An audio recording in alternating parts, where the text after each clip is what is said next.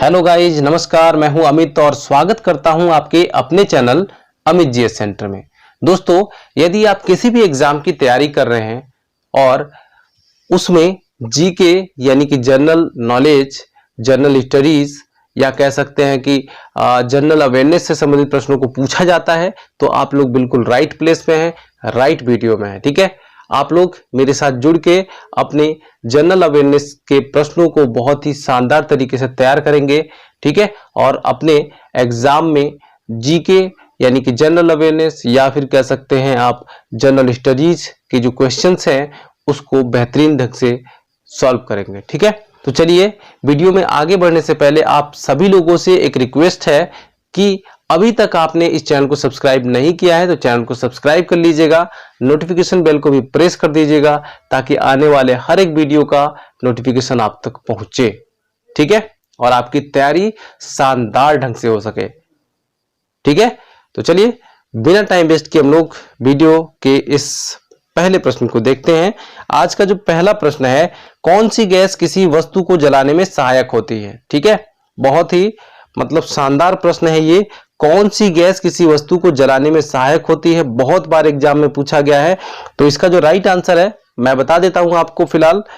इसका जो right answer है वो है O2 यानी कि ऑक्सीजन गैस जो है किसी वस्तु को जलाने में सहायक होती है। ठीक है, कई बार आपने देखा होगा आग जल नहीं रही होती है तो हम लोग क्या करते हैं, फूंकते हैं। ठीक है, क्या करते हैं, फूंकते हैं। तो फूंकने के साथ साथ उसमें क्या जाता है, ऑक्सीजन जाती है। ठीक है, और फिर आग थोड़ा जलने लग जाता है। ठीक है, कहते हैं ना कि आग को हवा देना। ठीक है, जब हवा देते हैं तो आग तेज जलने लग जाती है। ठीक है ना। तो ऑक्सीजन की अगर हम बात करें, ऑक्सीजन का परमाणु भार कितना होता है, तो ऑक्सीजन का परमाणु भार होता है 16। ठीक है, और परमाणु क्रमांक कितना होता है, तो परमाणु क्रमांक होता है 8। ठीक है, ये जो 16 है कई बार एग्जाम में ऐसे पूछ ले, ऑप्शन में आ जाता है 15.99 करके इस तरीके से, तो ये भी आपका करेक्ट आंसर होगा। ठीक है, तो आपको ये ध्यान रखना है कि 16 के अप्रोक्स होना चाहिए। ठीक है, इसका जो परमाणु भार है 16 के नजदीकी होना चाहिए, तो बिल्कुल करेक्ट ऑप्शन होगा आपका। ठीक है, चलिए अगला प्रश्न देखते हैं। एशिया का नोबेल पुरस्कार निम्न में से किसे कहा जाता है। ठीक है दोस्तों, तो एशिया का जो नोबेल पुरस्कार है दोस्तों किसको कहा जाता है, तो मैग्सेसे पुरस्कार को कहा जाता है। ठीक है, किसको, मैग्सेसे पुरस्कार को। ठीक है, पुरस्कार। ठीक है ना, इसका पूरा नाम जो है रमन मैग्सेसे है। ठीक है, क्या है, रमन मैग्सेसे पुरस्कार। ठीक है, अच्छा ये जो रमन मैग्सेसे पुरस्कार है 2019 में किसको मिला था, तो ये मिला था हमारे देश के ही हैं, ये वरिष्ठ पत्रकार हैं, उनका नाम है रवीश कुमार। ठीक है, क्या है, रवीश कुमार। ठीक है, रवीश कुमार, इनको प्राप्त हुआ था ये रमन मैग्सेसे पुरस्कार। ठीक है, अच्छा अगर हम बात करें जो एशिया का नोबेल पुरस्कार कहा जाता है रमन मैग्सेसे पुरस्कार, ठीक है, ये सर्वप्रथम किस भारतीय को मिला था, तो सबसे पहले किसको मिला था, तो ये मिला था आचार्य विनोबा भावे को। ठीक है, किसको, आचार्य विनोबा भावे को ये सबसे पहले पुरस्कार मिला था, यानी कि पहले भारतीय थे। ठीक है, शाहजहां ने अपने बेगम मुमताज महल की याद में क्या बनवाया था, ताजमहल बनवाया था। क्या बनवाया था, ताजमहल बनवाया था। ठीक है, काफी इंपॉर्टेंट है ये। शाहजहां ने अपने बेगम मुमताज महल की याद में ताजमहल बनवाया था। ठीक है, अच्छा अगर हम शाहजहां की बात कर लें तो शाहजहां जो थे ये जहांगीर के पुत्र थे। ठीक है, क्या थे, जहांगीर के पुत्र थे शाहजहां, और मुगल साम्राज्य के ये 5वें शासक थे। ठीक है, पंचायत सदस्य बनने के लिए न्यूनतम कितनी आयु होनी चाहिए, तो ये जो राइट आंसर इसका 21 वर्ष होना चाहिए। ठीक है, पंचायत का सदस्य अगर बनना है तो आपकी उम्र 21 वर्ष होनी चाहिए।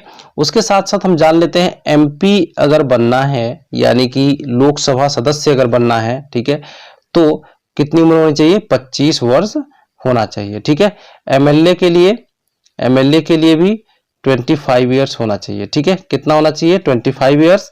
उसके बाद हम देख लेते हैं राज्यसभा का जो सदस्य होता है। ठीक है, राज्यसभा का सदस्य की उम्र कितनी होनी चाहिए सदस्य बनने के लिए, तो 30 वर्ष होनी चाहिए। ठीक है, तो इतना आप लोग याद रखिएगा। चलिए अगला प्रश्न देखते हैं।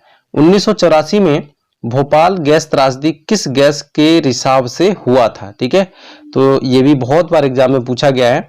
इसका जो राइट आंसर है MIC करके याद किया जाता है। ठीक है, मिथाइल आइसोसाइनाइड इसका पूरा नाम है। ठीक है, MIC इसको बोला जाता है। ठीक है, और ये कब हुआ था, किस वर्ष हुआ था?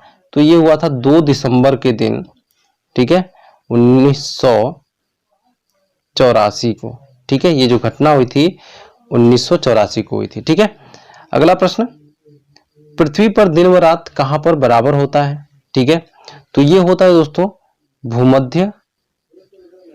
भूमध्य रेखा पर। ठीक है, कहां पर होता है? भूमध्य रेखा पर दिन और रात बराबर होती है। ठीक है, अगला प्रश्न, चंद्रमा की पृथ्वी से कितनी दूरी है? ठीक है, कितना है?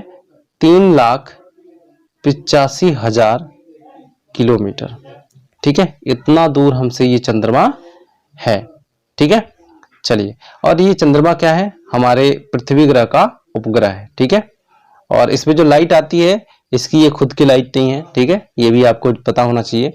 अगला है, अमेरिका के राष्ट्रपति का कार्यकाल कितने वर्ष का होता है? ठीक है, तो कितने वर्ष का होता है दोस्तों? 5 साल का? 5 साल का नहीं होता है। कितने वर्ष का होता है? 4 वर्ष का होता है। ठीक है, इस समय प्रेजेंट टाइम में अमेरिका के राष्ट्रपति कौन बने हैं? अभी जो बाइडेन अमेरिका के राष्ट्रपति बने हैं। इससे पहले कौन थे? Donald Trump. ओके, अगला प्रश्न है, कथकली किस राज्य का लोक नृत्य है? ठीक है, तो कथकली जो है ये केरल राज्य का, ठीक है, केरल का लोक नृत्य है। ठीक है, यहाँ के CM कौन है? तो CM है P विजयन। ठीक है, पिनरई विजयन।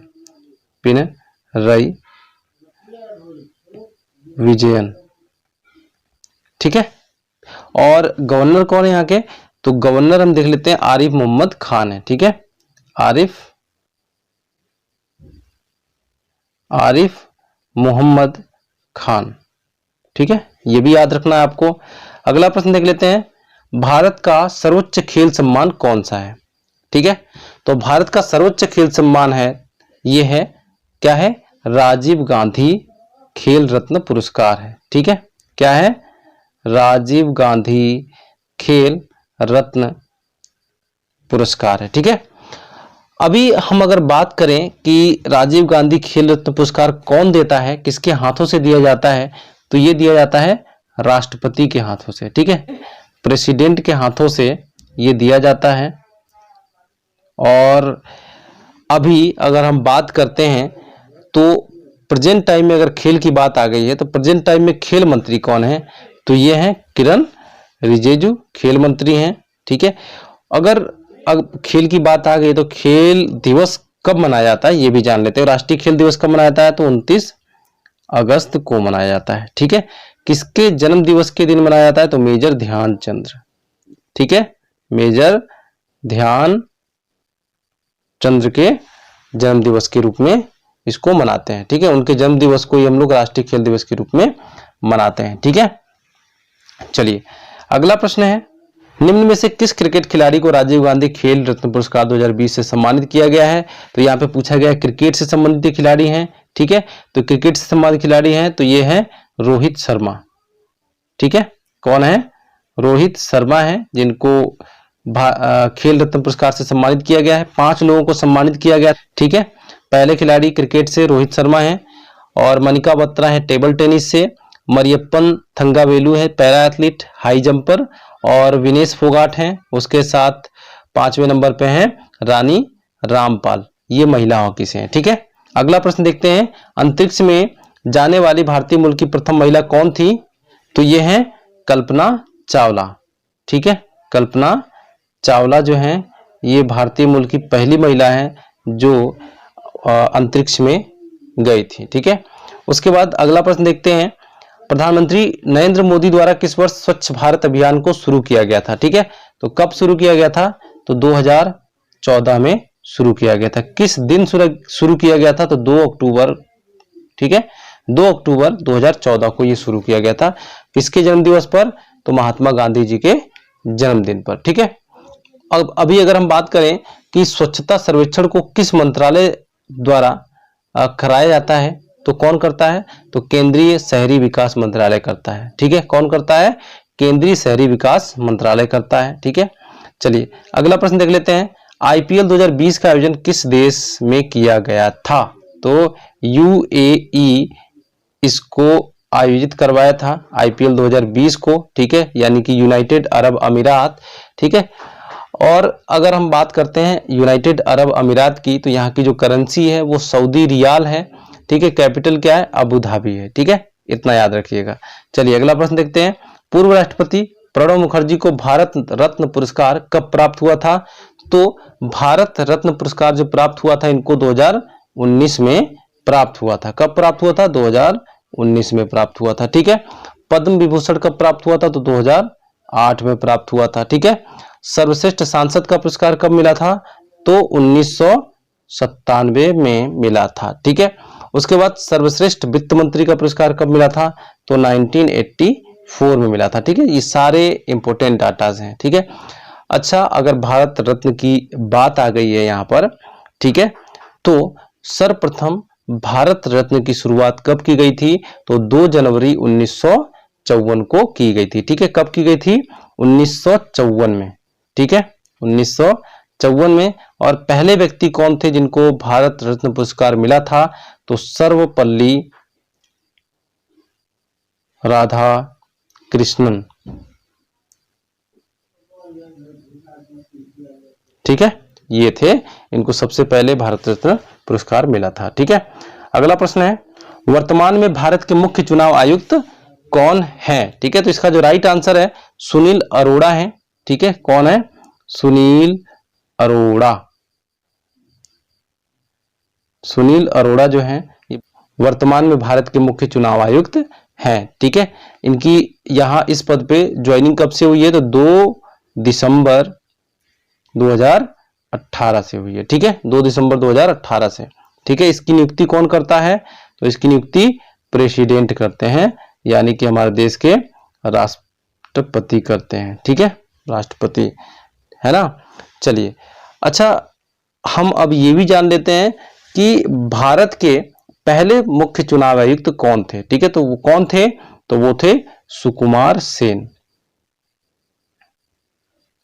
सुकुमार सेन जो हैं ये भारत के पहले चुनाव आयुक्त थे, यानी कि मुख्य चुनाव आयुक्त थे। ठीक है, ये कब बने थे? तो 21 मार्च 1950 में बने थे। ठीक है, कब बने थे? 1950 में। ठीक, अगला प्रश्न देखते हैं। श्री राम मंदिर का शिलान्यास किस तिथि को किया गया था? ठीक है, श्री राम मंदिर कहां पर बन रहा है दोस्तों? तो ये बन रहा है अयोध्या में। ठीक है, अयोध्या में बन रहा है। ठीक है, श्री राम जन्मभूमि जहां पर है। ठीक है, तो इसका जो शिलान्यास है कब किया गया था? तो 5 अगस्त को 2020 को किया गया था। ठीक है, चलिए अगला प्रश्न देख लेते हैं। भारत का राष्ट्रीय जलीय जीव क्या है? तो इसका जो राइट आंसर है वो है रिवर डॉल्फिन। ठीक है, इसको हम गंगा डॉल्फिन भी कहते हैं। ठीक है, रिवर डॉल्फिन, रिवर डॉल्फिन या गंगा डॉल्फिन। ठीक है, चलिए अगला प्रश्न देख लेते हैं। विश्व का सबसे बड़ा तंबाकू उत्पादक देश कौन सा है? तो विश्व का सबसे बड़ा तंबाकू उत्पादक देश है चीन, और सबसे बड़ा उपभोक्ता भी चीन ही है। ठीक है, कौन है? चीन। इसका राइट आंसर क्या होगा? चीन होगा। चीन की राजधानी क्या है? बीजिंग है। और चीन की करेंसी क्या है? तो रेनमिनबी यहाँ की करेंसी है। ठीक है, अगला प्रश्न देख लेते हैं। विधानसभा का कार्यकाल कितने वर्षों का होता है? तो विधानसभा का कार्यकाल कितने वर्षों का होता है? 5 वर्ष का होता है। ठीक है, अब हम थोड़ा और जान लेते हैं लोकसभा। ठीक है, ये तो विधानसभा है, विधानसभा का 5 साल का हो गया। लोकसभा का कितने वर्ष का होता है? तो इसका भी 5 वर्ष का होता है। ठीक है, राज्यसभा का कितने वर्ष का होता है? राज्यसभा का, तो राज्यसभा की अगर हम बात करें तो यहां पर 6 वर्ष का होता है। ठीक है, प्रत्येक वर्ष कितने 1/3 सदस्य क्या होते हैं राज्यसभा के? रिटायर्ड हो जाते हैं। ठीक है, इसलिए ये जो राज्यसभा है ये स्थायी सदन है, कभी भंग नहीं होता है। ठीक है, बाकी ये लोकसभा और राज्यसभा भंग होते रहते हैं हर 5 साल बाद। तो उम्मीद करता हूं दोस्तों कि ये वीडियो आपको पसंद आई होगी। वीडियो पसंद आई तो वीडियो को लाइक कर दीजिएगा और दोस्तों में शेयर कर दीजिएगा, और चैनल को सब्सक्राइब नहीं किया है तो चैनल को भी सब्सक्राइब कर लीजिएगा, नोटिफिकेशन बेल को भी प्रेस कर दीजिएगा। तो आज के वीडियो में बस इतना ही, मिलते हैं अगले वीडियो में, तब तक के लिए जय हिंद जय भारत।